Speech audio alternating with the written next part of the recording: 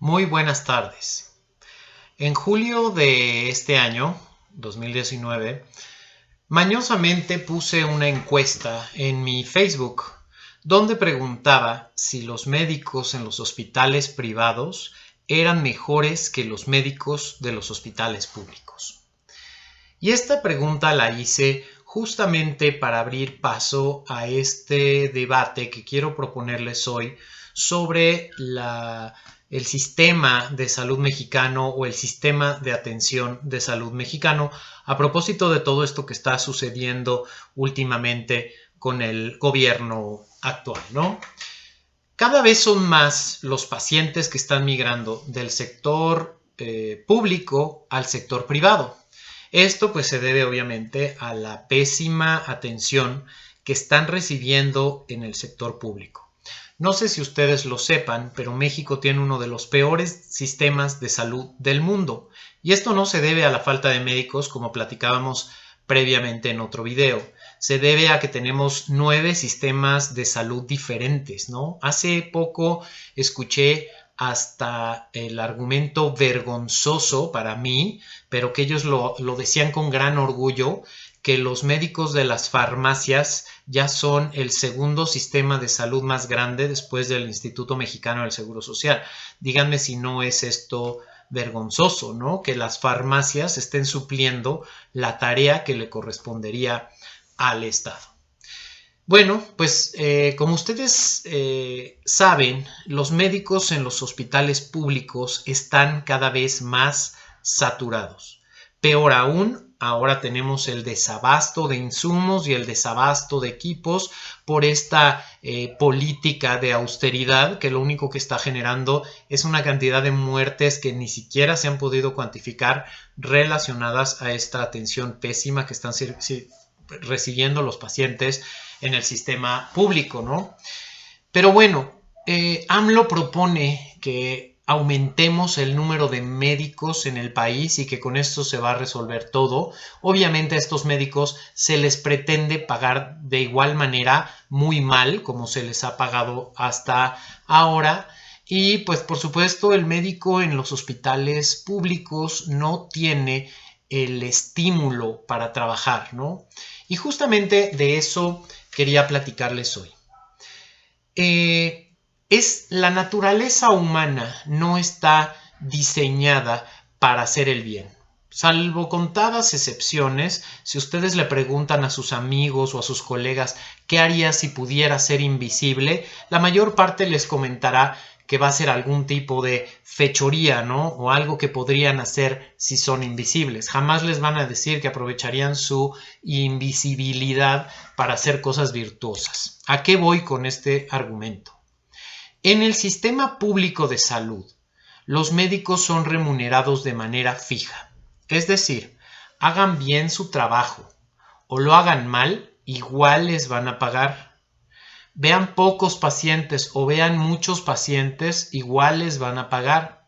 Tal vez los regañen, tal vez les digan que tienen que ver más pacientes, que su productividad, que no van a recibir el bono, etcétera. Pero correrlos como tal, no.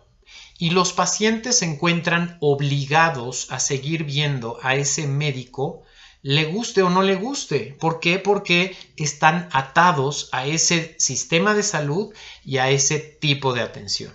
Como ustedes saben, los sistemas de salud en México dependen mucho del poder adquisitivo de las personas, los que pueden acceder al médico privado versus el médico público, y de los que pueden recibir servicios de salud de manera gratuita o no tan alto costo, están ligados a su trabajo únicamente, ¿no?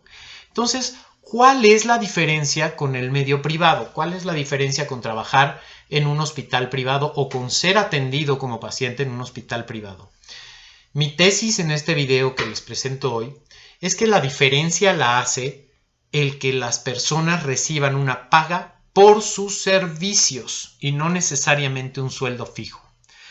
Este es el gran incentivo que tiene la medicina privada, que la hace de mucho mejor calidad para el paciente final, ¿no?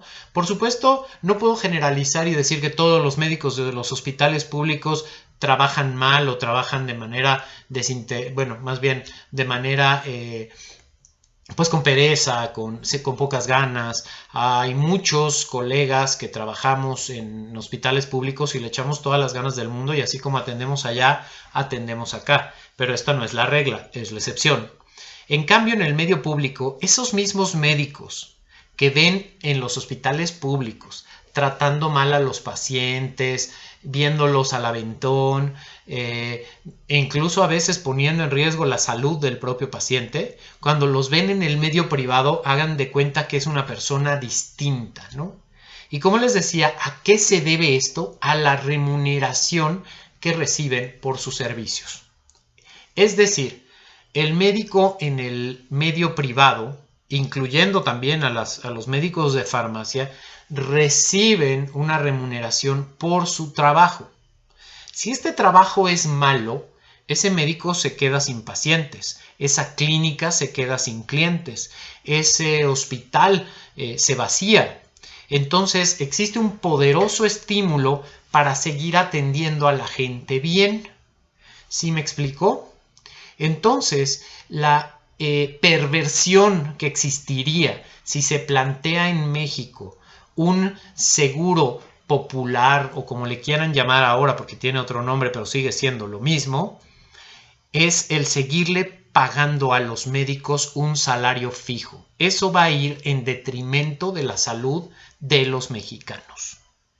En el medio privado, además, se cuenta con el estímulo de tener siempre la más alta tecnología para tener los mejores resultados, y al tener los mejores resultados, los pacientes regresan de nuevo a ese hospital a verse atendidos. Lamentablemente, debido al sistema de salud prevaleciente, a los costos de seguros de gastos médicos, etc., solamente un 8 a 10% de toda la población de nuestro país puede acceder a los medios privados. Entonces, es tristísimo. Bien, ¿cuál es la alternativa? La alternativa que yo propondría, si tuviera el poder de aconsejar o hacer las cosas diferentes, sería una medicina de tipo público, pero con remuneración parecida a la privada. Me explico. He tenido la fortuna de ejercer la medicina tanto en México como en los Estados Unidos, como en Canadá, entonces conozco los tres sistemas. Y me parece que el sistema canadiense, lejos de ser perfecto, es uno de los mejores del mundo. ¿Y a qué se debe este sistema? Se debe a que es un sistema de medicina donde el médico, el hospital o la clínica actúan como un prestador de servicios para el gobierno. Me explico. Es un sistema donde absolutamente toda la población tiene una tarjeta de salud. En el caso de Ontario era la tarjeta de OHIP, por ejemplo. Y con esa tarjeta uno tiene acceso a todos los médicos y servicios que necesite, y a todos los estudios y a todos los hospitales que necesite, siempre y cuando su médico familiar o su médico de primer contacto considere que el paciente los requiere. Entonces, el primer control es un buen médico de primer contacto, un médico general, un médico familiar, que se encarga de la salud de un área de la población. Ese médico puede referir al paciente con un especialista o determinar que requiere estudios, hospitalizaciones, etc. Y todo está cubierto por el gobierno. ¿Cuál es la diferencia con lo que tenemos actualmente en México? En México, ese médico que refiere al paciente a un hospital público, cuando llegue a ese hospital público lo van a tratar bien o mal dependiendo del humor del doctor y de cómo le vaya ese día. En Canadá no es así. En Canadá uno va con su tarjeta, con el médico que le indicaron, y si el servicio es malo, uno puede solicitar nunca más ver a ese médico e irse a ver a otro médico. Entonces, esa sería la gran diferencia que podríamos plantear. Imagínense ustedes en México que todos ustedes, con su registro federal de contribuyentes, por ejemplo, pudieran acceder a cualquier hospital del país. Y entonces ustedes van, vamos a decir, un hospital Médica Sur, se internan en Médica Sur por órdenes de su médico, les dan la atención que sea, ustedes salen sin pagar un centavo. ¿Y de qué vive Médica Sur y los médicos que los atendieron? Médica Sur le manda un recibo al gobierno de acuerdo a unos tabuladores preestablecidos por el gobierno, y ese hospital le es pagado por el gobierno. ¿Sí me explico?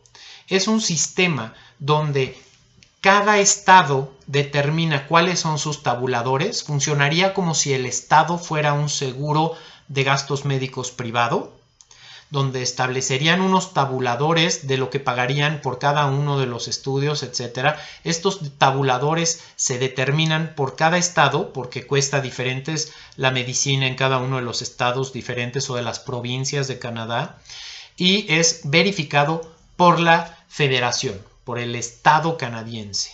Y por supuesto los proveedores de servicio tienen una reunión con el gobierno y le dicen: oye, esto es lo que cuesta una radiografía simple, esta es mi ganancia, y se llega a un estatus donde todos ganan. Gana el paciente porque recibe una buena atención, gana el sistema de salud porque se ahorran muchísimos costos al no tener que construir hospitales, al no tener que hacer clínicas, etcétera, porque de manera privada se hacen y luego le cobran al gobierno los servicios que le están dando a la población, y ganan los médicos y las instituciones porque reciben una justa paga por sus servicios, y gana el nivel de atención, que eso es lo más importante, porque a la hora que yo soy un médico malo y que hago las cosas mal, quien termina pagándolo soy yo, porque los pacientes ya no van a venir a verme.